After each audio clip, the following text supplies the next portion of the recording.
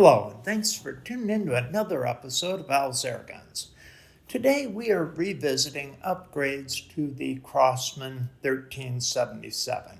I had done a video a while ago on the easiest and least expensive way of upgrading the 1377 for more power for hunting and pesting purposes. When I made that video, and I stand by the recommendations in that video, I talked about upgrading to 22 caliber, which will deliver an immediate increase in power. Also had added a longer barrel, a 14-inch barrel, which gives us more velocity and therefore more power again. However, when I was thinking about that, I was ignorant of something that I've since become aware of. I had not realized just how many areas in the U.S., in the United States, had restricted caliber of air guns.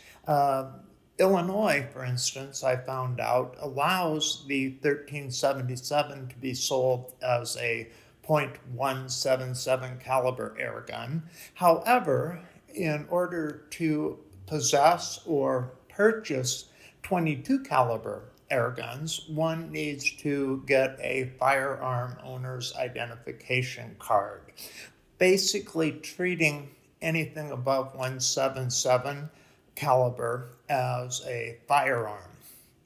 That was ignorance on my part. I really hadn't realized that a lot of states had started to differentiate and reclassify the 22 caliber version as a firearm and leave the 177 caliber as an air gun. Because of that, I want to revisit upgrading the 1377 for power without changing the caliber.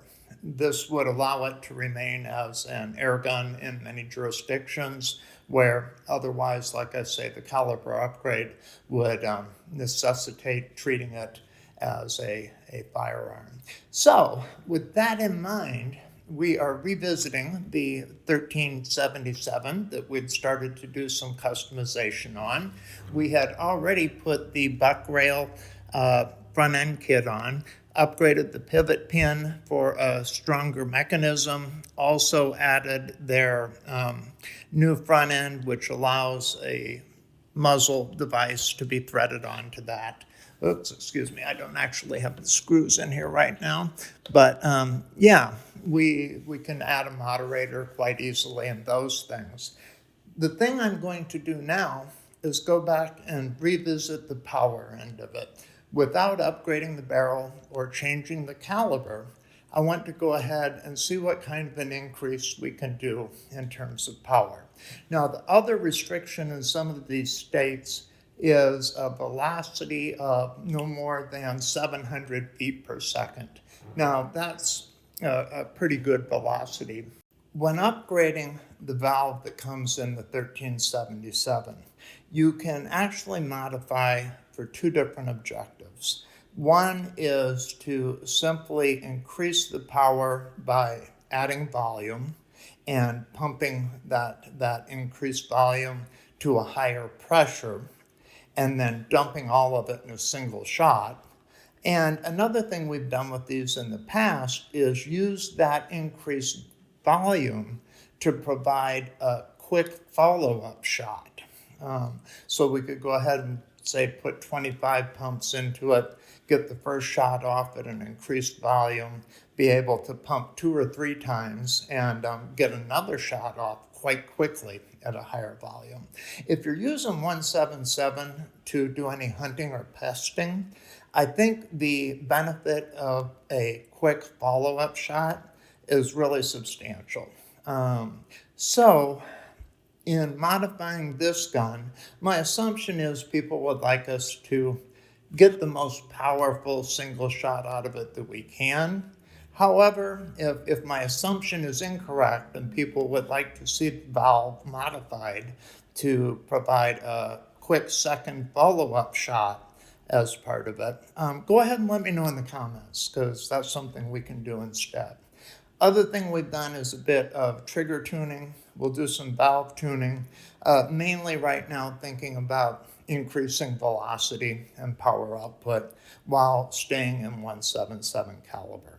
Again, yeah, it's easier to get more power by upgrading to 22 caliber, but there may be jurisdictional reasons, legal reasons why that doesn't make sense in your area, in which case you may want to stay 177 and simply tune the pistol to get as much power as you can while legally remaining or maintaining that airgun status. So, we're going to go ahead and kick this series off. If you have any specific things you'd like to see done, go ahead and leave that in the comments below.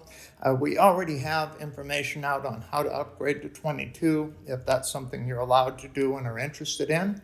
And, other than that, let me know your thoughts and we'll go ahead and tear this thing apart.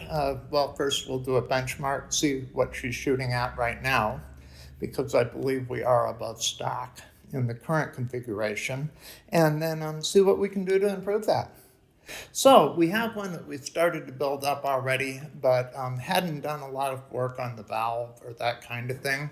Because we did upgrade the pumping mechanism, it's suitable for over pumping or pumping to higher volume in the valve without damaging or wearing the mechanism at all. So that upgrade's already been completed, and we'd also done some light trigger work, upgraded with the buck rail grips that are on there.